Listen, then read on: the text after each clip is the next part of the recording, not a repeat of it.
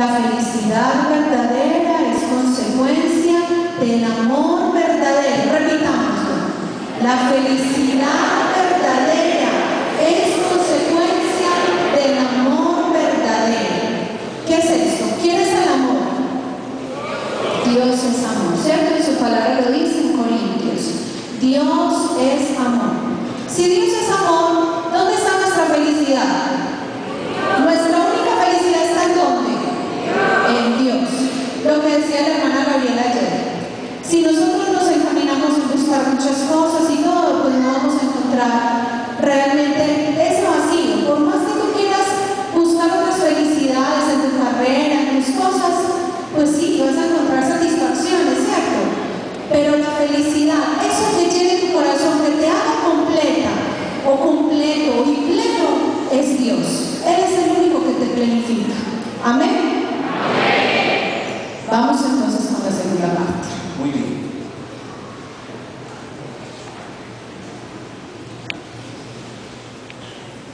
Todos nosotros tenemos una historia que contar, pero para contarles esta historia quiero que escuchen esta canción.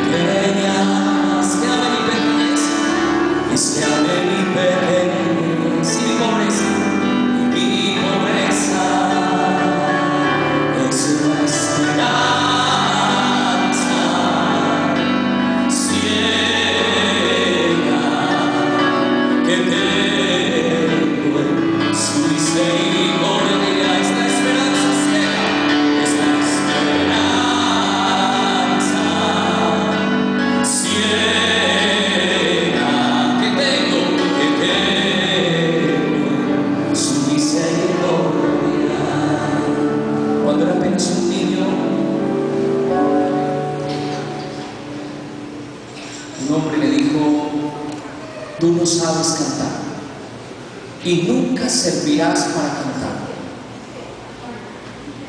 Pero fue mi principal reto, empezar a cantar.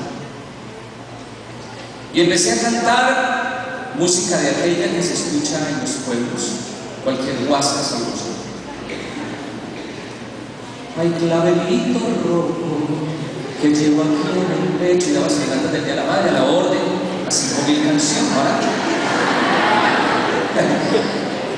Y llegó un momento en que fui creciendo y la relación con mi papá empezó a deteriorarse en mi adolescencia.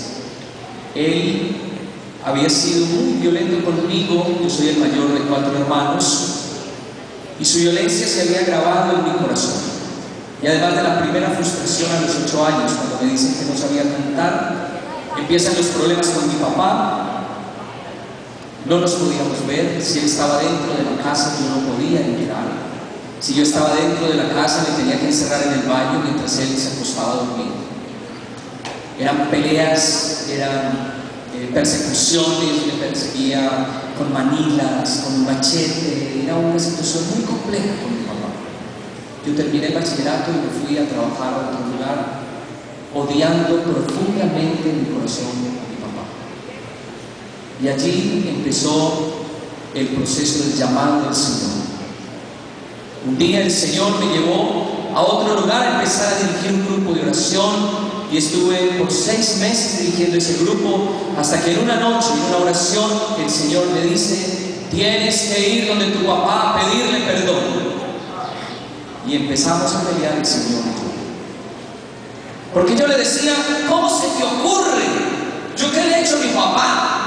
Mi papá me ha hecho a mí, mi papá me ha perseguido, mi papá me ha maltratado, mi papá me ha tratado mal. ¿Cómo quieres que yo vaya a pedirle perdón?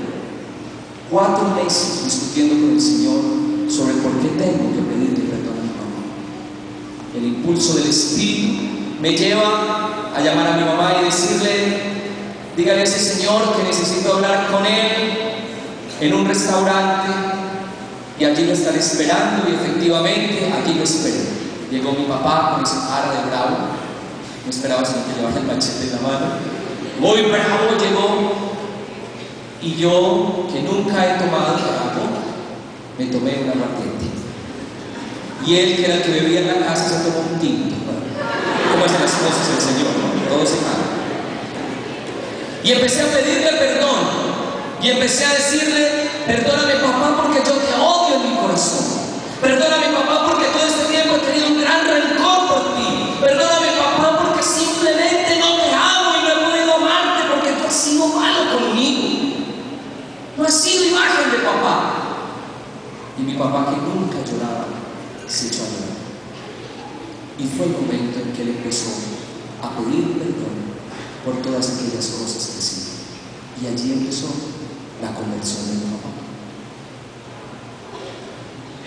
Todo se arregló.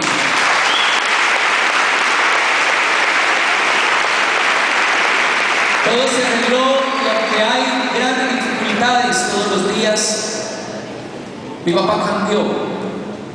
Mi papá empezó a tener otra estructura de vida, con dificultades también, pero diferente.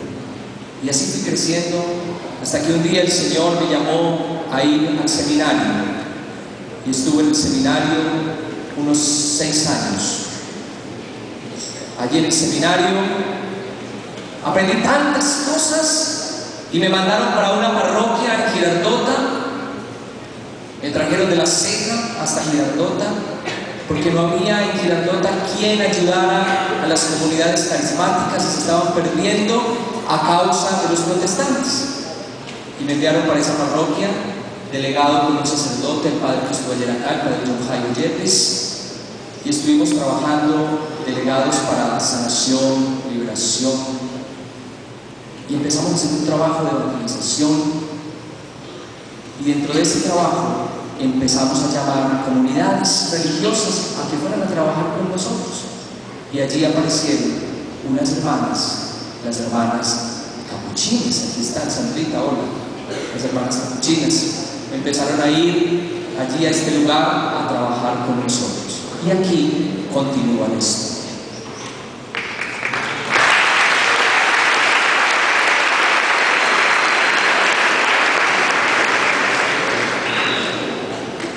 Un día estaba en el colegio, en 11, y llegaron un par de monjitas. Entre esas está la hermana Sandra Arboleda de las Terciarias Capuchinas.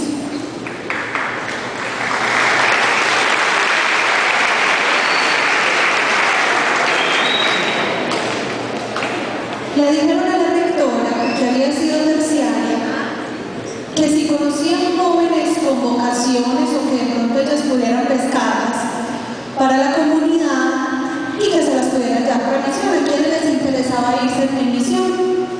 Y nos propusieron a 3 niñas de grado 11, entre esas estaba yo. Yo me puse muy contenta. Yo dije, yo pequeñita había sido parte de la infancia misionera, entonces era mi oportunidad de practicar todo el amor que yo tenía por Dios, y que mejor hacerlo en una misión. Y me fui con ellas. No conocía a nadie, eran 29 misioneras, que por allá hay una también de las que hacía parte de ese grupo, y me monté en ese bus y yo decía: Señor, yo solamente voy a bendecirte y voy a servirte.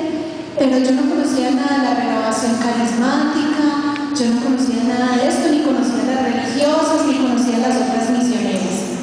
Cuando llegué a esa parroquia, nos entraron en un salón muy grande de la parroquia, y allí había una cosita pequeñita, ojoncito, cabezoncito, y empezó a cantar, no mires así, y empezó a cantar una canción que, imagínense, o sea, yo era más contemplativa, más de grupo oración como de viejitas y toda esta cosa, y él empieza a alzar las manos y